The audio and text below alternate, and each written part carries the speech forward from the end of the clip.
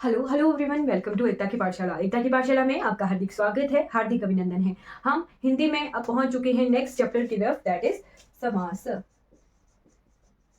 समास सम मैथ्स में पढ़ते हैं ना हम। सम सम होता है जोड़ना, राइट। उसी ट्रिक को लेके चलेंगे कि सम क्या होता है, जोड़ना। दो शब्दों को जोड़ना, दो शब्दों का मेल, दो सब शब्दों का मेल से बनता है समास, जिसे सामासिक शब्द भी सामासिक शब्द कहते हैं, राइट। हमने संधि पढ़ी थी। संधि क्या होता है, दो वर्णों का मेल।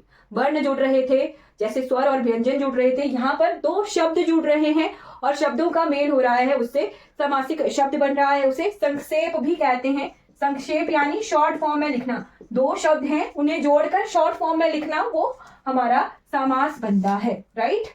अब ये पूर्व पद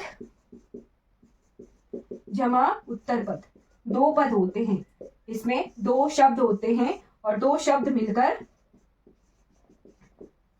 समास बनाते हैं, राइट। अब समास के कितने टाइप होते हैं? समास के 6 प्रकार होते हैं, 6 भेद होते हैं। वो कौन कौन से होते हैं वो देख लीजिए। सबसे पहले आ गया हमारा द्वंद्व।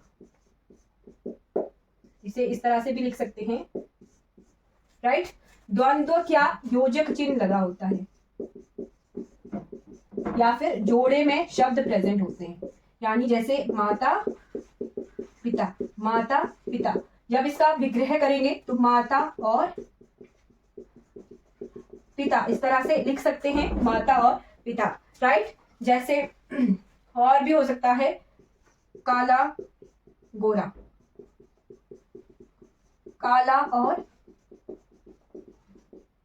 गोरा। ध्यान रखना है, ये होता है हमारा द्वंद्व समास। दो जोड़े में प्रेजेंट होते हैं, शब्द उनका विग्रह करना। दूसरा आ गया हमारा द्विगु। अब दो पद होते हैं, पहला पद अगर संख्या हो तो वो हमारा द्विगु समास होता है। जैसे दो पहर, राइट, दो पहरों का समूह। त्रिफला, तीन फलों का समूह। चौराहा, चार राहों का समाहार, जोड़ना। जहां जोड़ रही हूं, या तो समूह होगा या समाहार होगा, वो हमारा द्विगु समास कहलाता है। तीसरा है हमारे पास कर्मधारय।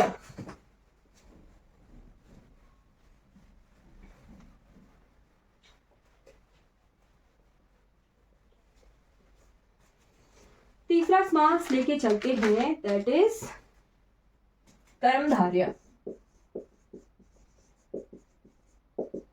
कर्मधारय जिस समास में विशेषण और विशेष्य होते हैं, यानी विशेष्यता यानी कोई भी पर्सन, थिंग,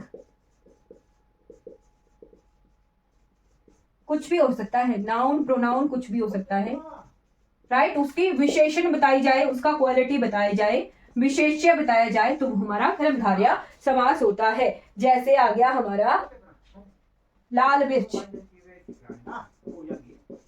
मिर्च जो लाल हो, राइट, मिर्च जो लाल हो वो आ गया लाल मिर्च। वैसे ही नील गगन, गगन, नीला गगन, है ना, नीला गगन। तो ये हमारा कर्मधारय समास होता है। जैसे आ सकते हैं महान आत्मा, महान आत्मा, महात्मा। आत्मा की विशेषता कि वो क्या है, महान है ना। तो ये क्या आ गया, कर्मधारय समास। यानी पहले पद जो है वो दूसरे पद का विशेषण बताए, यानी विशेषता बताए, वो क्या होता है, कर्मधारय समास, राइट। तीसरा है बहुब्रीहि समास।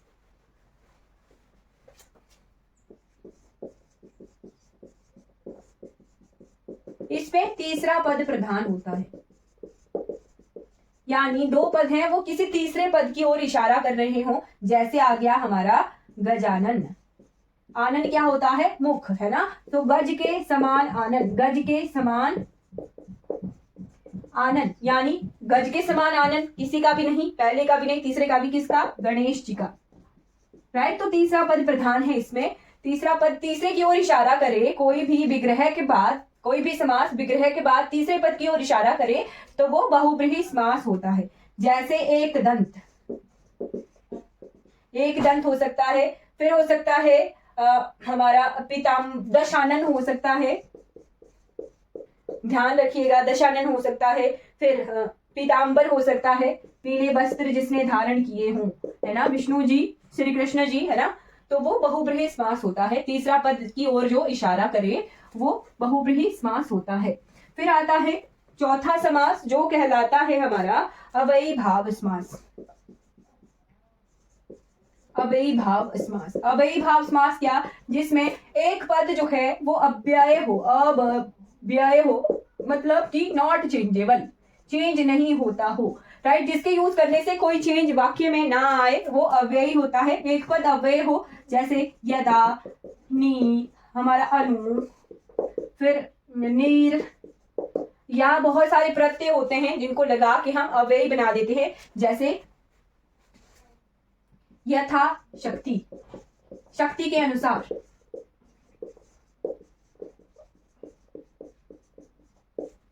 फिर है अनुसरण, राइट, अनुसरण, मानना जिसे होता है, राइट। प्रतिदिन, प्रतिदिन, प्रतिदिन, प्रति लगा के भी अव्ययीभाव समास बनाया जा सकता है। तो ये आ गया हमारा अव्ययीभाव समास। फिर लास्ट में आ गया हमारा, पांचवा था, छठा आ गया तत्पुरुष समास। तत्पुरुष समास जिसमें कारक, कारक जो होते हैं, कर्ता ने कर्म को करने, कर्म, कर्ता ने कर्म को कर्ण से के द्वारा, है ना, संप्रदान के लिए अपदान से जुदाई, संबंध काके की अधिकरण में पद और संबोधन हे ओ अरे। कारक शब्दों का, जिसमें विग्रह के बाद कारक शब्दों का प्रयोग हो, वो हमारा तत्पुरुष समास कहलाता है, राइट। एग्जाम्पल देखिएगा, जैसे आ गया गुण युक्त, यानी गुण से युक्त। जैसे आ गया रसोई घर, रसोई के लिए घर, तो क्या होता है? के लिए कहाँ यूज होता है? संप्रदान के लिए, है ना। तो वो तत्पुरुष समास होते हैं। तो बहुत सारे एग्जाम्पल हम बुक से देखेंगे। अब मैंने आपको हल्की सी डेफिनेशन बता दी कि समास क्या होते हैं, कितने भेद होते हैं। समास क्या होता है? दो पदों यानी दो शब्दों के मेल से एक सामासिक शब्द होता है, शॉर्ट फॉर्म जिसे बनाया जा सकता है। आई होप आपको समास के बारे में ये इन्फॉर्मेशन क्लियर हो गई होगी। अगर आपको ये वीडियो अच्छी लगी होगी तो लाइक, शेयर और सब्सक्राइब जरूर कीजिएगा। बाकी नेक्स्ट हम बुक से पढ़ेंगे, बुक से हम बहुत सारे एग्जाम्पल करेंगे। Thank you so much for watching this class.